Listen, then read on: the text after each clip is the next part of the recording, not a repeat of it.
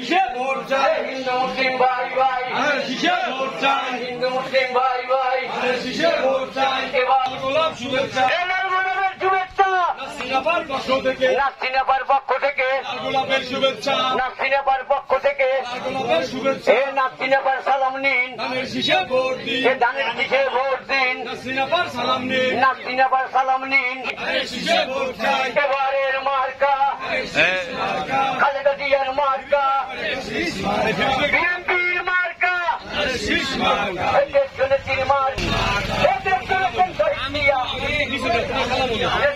খালেদা জিয়া, দেশের নেত্রীর মার্কা, কে বলেছে জিয়া নাই, জিয়া সারা বাংলায়, জন্য আমরা 27 নং ওয়ার্ড বিএনপি আয়োজন করেছি। সেই আয়োজনে আমাদের মাঝে উপস্থিত আছেন বরিশাল মহানগর বিএনপির সম্মানিত সিনিয়র যুগ্ম আহ্বায়ক, সাবেক বিএনপির সদস্য সচিব ভারপ্রাপ্ত আফরোজা খানম নাসরিন। আমাদের মাঝে উপস্থিত আছেন বরিশাল মহানগর বিএনপির সম্মানিত যুগ্ম আহ্বায়ক হালিম মির্জা। আমাদের মাঝে উপস্থিত আছেন নুরুল ইসলাম লিটু ভাই যুগ্ম আহ্বায়ক, নুরুল ইসলাম পনির বিভিন্ন ওয়ার্ড থেকে আগত এবং 27 নং ওয়ার্ড বিএনপির সকলকে জানাই 27 নং ওয়ার্ড বিএনপির পক্ষ থেকে শুভেচ্ছা ও অভিনন্দন। আমাদের মাঝে 27 নং ওয়ার্ড বিএনপির যুগ্ম আহ্বায়ক নান্টু ভাই আছেন আমাদের মাঝে। আমাদের মাঝে উপস্থিত আছেন 27 নং ওয়ার্ড ছাত্র দলের সদস্য সচিব তারেক তালুকদার। আমাদের মাঝে উপস্থিত আছেন যুব দলের সিনিয়র যুগ্ম আহ্বায়ক বাবু।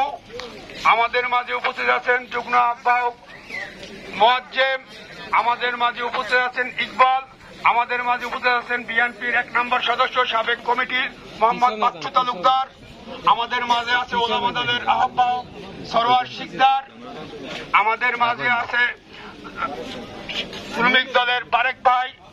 আমাদের মাঝে আছে বিভিন্ন ওয়ার্ড থেকে আগত নেতৃবৃন্দ ও মহিলা দলের নেতৃবৃন্দ। আসসালামু আলাইকুম।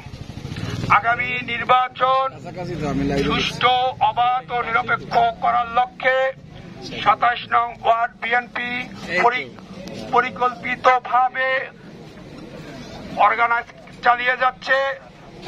আগামী নির্বাচনে ধানের শীষে ভোটের জন্য আমরা রাজপথে আছি, ভবিষ্যতেও ছিলাম, আগামীতেও থাকবো ইনশাআল্লাহ। আমাদের মাঝে এই মুহূর্তে কিছু কথা বলবেন বরিশাল মহানগর বিএনপির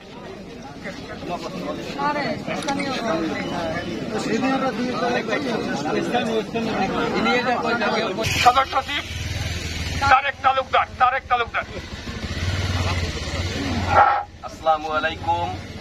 আজকের এই লিফলেট এবং তারেক রহমান কেন্দ্র ঘোষিত 31 দফা বাস্তবায়নের লক্ষ্যে আমাদের মাঝে আজকে প্রধান অতিথি হিসাবে উপস্থিত আছেন মহানগর বিএনপির যুগ্ম আহ্বায়ক জনাবা আফরোজা খানম নাসরিন।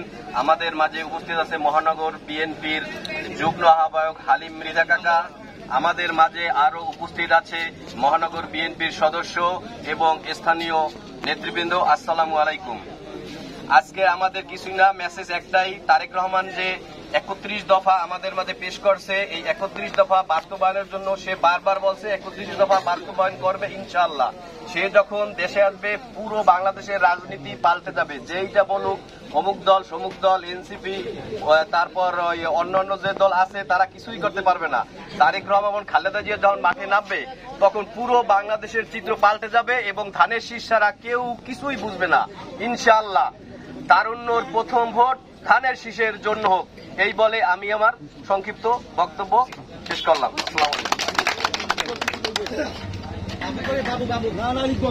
আমাদের মাঝে এখন যুব দলের যুগ্ম আহ্বায়ক ইকবাল তালুকদার একটি কথা বলবেন।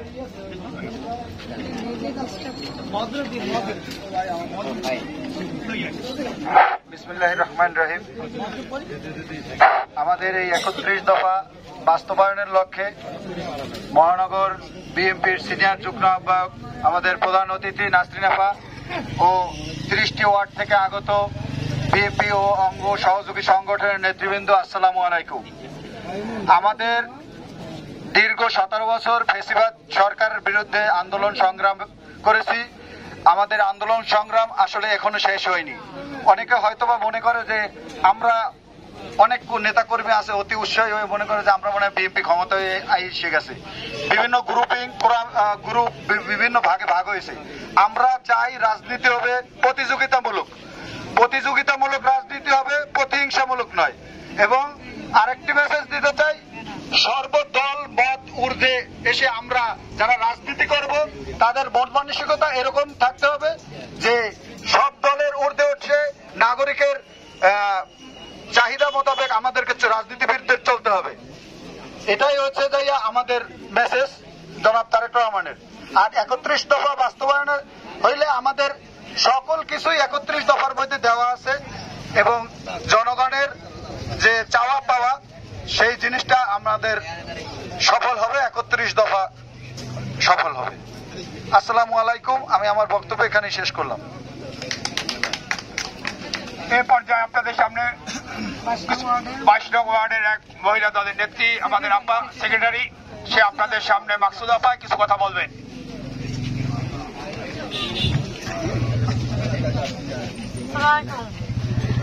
আজকে জনাব তারেক রহমানের 31 দফা লিফলেট বিতরণ প্রস্তুতে সবাইকে বিএনপির পক্ষ থেকে সবাইকে ধন্যবাদ জানাচ্ছি।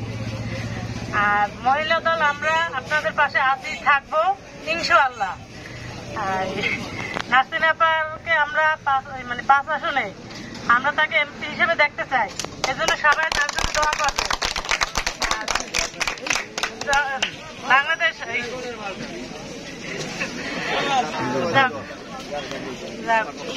আচ্ছা, আমার বক্তব্য শেষ করছি।